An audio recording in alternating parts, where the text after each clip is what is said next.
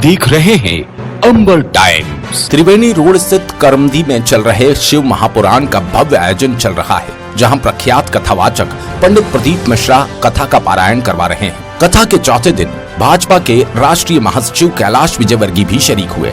श्री विजयवर्गीय ने कहा, ये शिव भक्तों का जनसैलाब नहीं समुद्र है। उन्होंने कहा, माता पिता सास ससुर भी भगवान है। शिव पुराण सिर्फ कथा ही नहीं सुनना है, अनुसरण भी करना है। पंडित मिश्रा तो धर्म, श्रद्धा, संस्कृति, संस्कार, सनातन धर्म की अलग जगह रहे हैं। बाद में श्री विजयवर्गीय ने भजन की जैसे ही प्रस्तुति दी, समूचा पांडाल झूम उठा।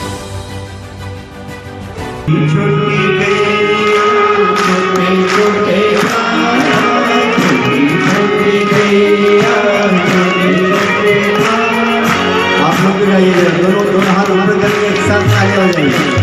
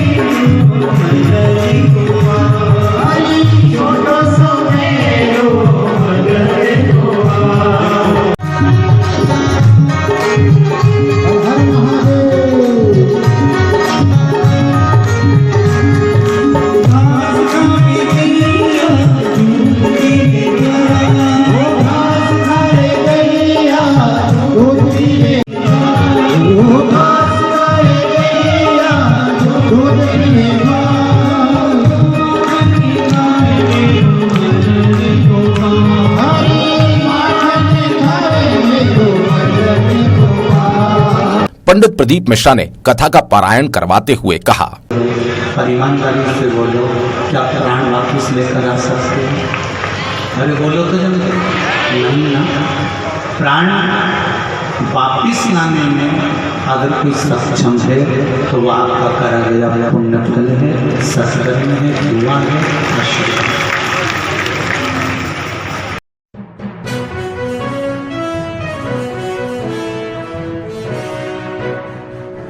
मंगलवार को रतलाम आए भाजपा के राष्ट्रीय महासचिव कैलाश विजयवर्गीय ने स्थानीय मीडिया से चर्चा की।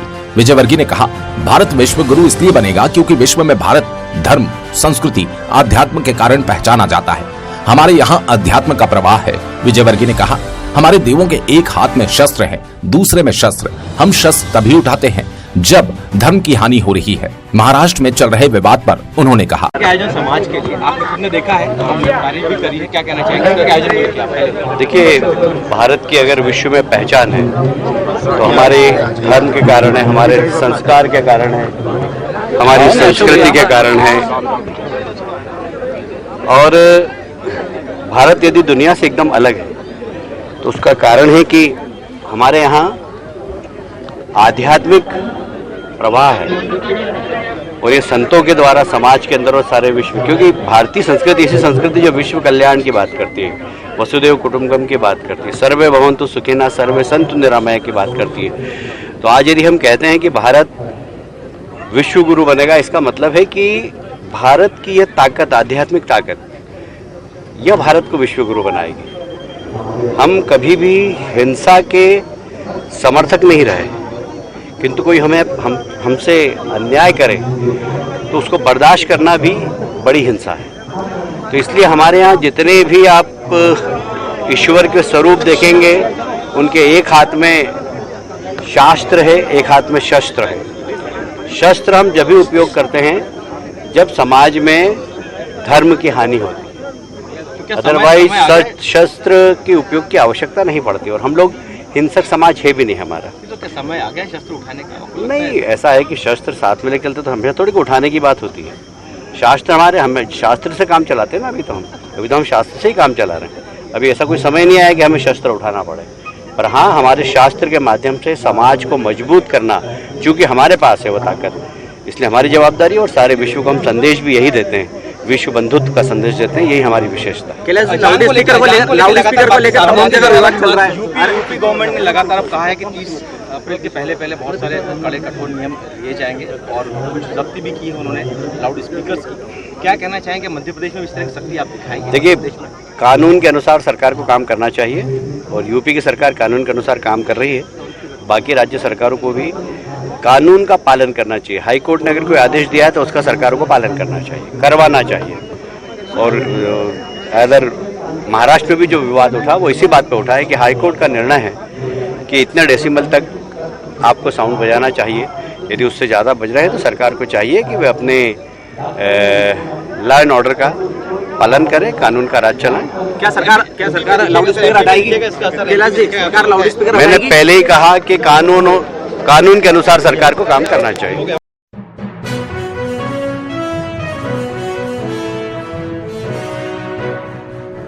श्री साई सेवा समिति ट्रस्ट रतलाम के बैनर तले शास्त्री नगर के रहवासियों ने कलेक्टर कार्यालय के बाहर नारेबाजी कर प्रदर्शन किया। दरअसल इस क्षेत्र में रहने वाले द्वारिका प्रसाद अग्रवाल और उनका परिवार मंदिर परिसर में दादागिरी, ब्लैकमेलिंग और आपत्तिजनक गतिविधियों से भक्तों को त्रस्त करता है। रहवासियों ने अग्रवाल की गतिविधियों पर प्रतिबंध लगाने की गुहार कलेक्टर से की। कलेक्टर के नाम तहसीलदार गोपाल सोनी को ज्ञापन सौंपा। ट्रस्ट अध्यक्ष डॉक्टर प्रदीप कोठरी ने बताया, समिति रतलाम गढ़ मंदिर की समिति का मैं अध्यक्ष हूँ और बहुत दिनों से हम लोग एक फर्जी पत्रकार तो नहीं कहूँगा मैं, लेकिन ऐसा पत्रकार जिनके पत्रकारिता के नाम पे जो दबा हो सकता है, ऐसे पत्रकारिता के खिलाफ हम लोग यहाँ ज्ञापन देने आए हैं। डॉक्टर डीपी अग्रवाल जी जो एक शाकंभरी दर्पण के नाम से अखबार का संचालन करते हैं, ऐसा वो कहते हैं। वो आए दिन मंदिर के लोगों को परेशान करते रहते हैं। आए दिन हमारे खिलाफ मनगढ़ंत कहानियाँ बना करके प्रशासन में इधर उधर झूठी मूठी शिकायत करते रहते हैं। उनके खिलाफ प्रशासनिक कार्रवाई के लिए हम ज्ञापन देंगे। हम चाहते हैं कि रतलाम की जनता और प्रशासन के लोग ऐसे फर्जी पत्रकार को पहचाने और उनके खिलाफ सख्त से सख्त कार्रवाई। आपका नाम? डॉक्टर प्रदीप कोठर।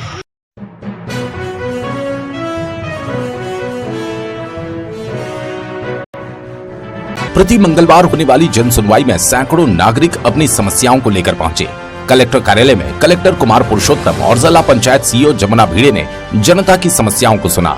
कलेक्टर कार्यालय में करीब 60 प्रकरणों को सुनकर निराकरण करने के लिए विभागों को भेजा गया। पुलिस अधीक्षक कार्यालय में करीब 20 मामले पहुंचे, जिनमें जमीन विवाद, रास्ते का विवाद, पारिवारिक मामले थे। पुलिस कप्तान अभिषेक तिवारी ने सभी मामलों की सुनवाई करते हुए संबंधित थानों को भेजकर समय सीमा में समस्याओं के निराकरण के निर्देश दिए।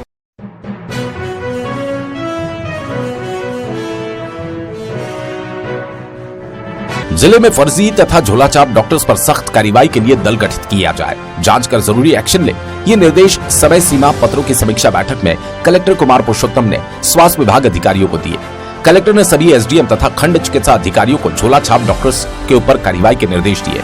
जिला चिकित्सालय में डॉक्टर्स की समय सीमा में उपस्थिति, ग्रामीण क्षेत्रों में तैनात डॉक्टर्स और कम्युनिटी हेल्थ ऑर्गेनाइजर की ड्यूटी समय पर कराने के लिए भी निर्देशित किया।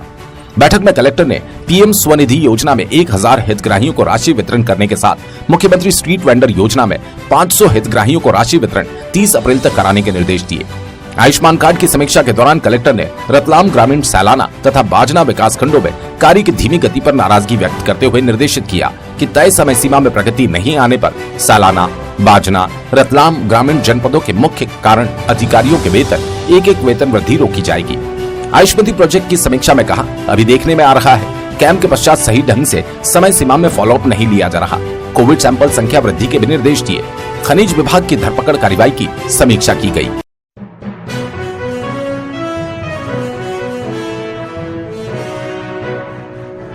नगर निगम शहर की सफाई व्यवस्था को लेकर लंबे समय से स्वच्छता अभियान चलाकर रैंकिंग का डंका बजा रहा है। बावजूद इसके शहर की सफाई व्यवस्था में खामी ही है, जो रैंकिंग को लेकर संदेह की ओर इशारा कर रही है।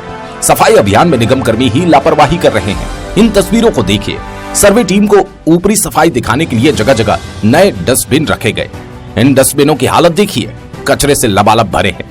निगम को कचरा खाली करने तक की फुर्सत नहीं। हालत तो इतनी बद से बदतर कि नए डस्टबिन अभी से टूटने भी लगे। महू रोड, कलेक्टर कार्यालय, रत्नेश्वर रोड सहित शहर के अन्य क्षेत्रों में ऐसी ही दयनीय स्थिति है।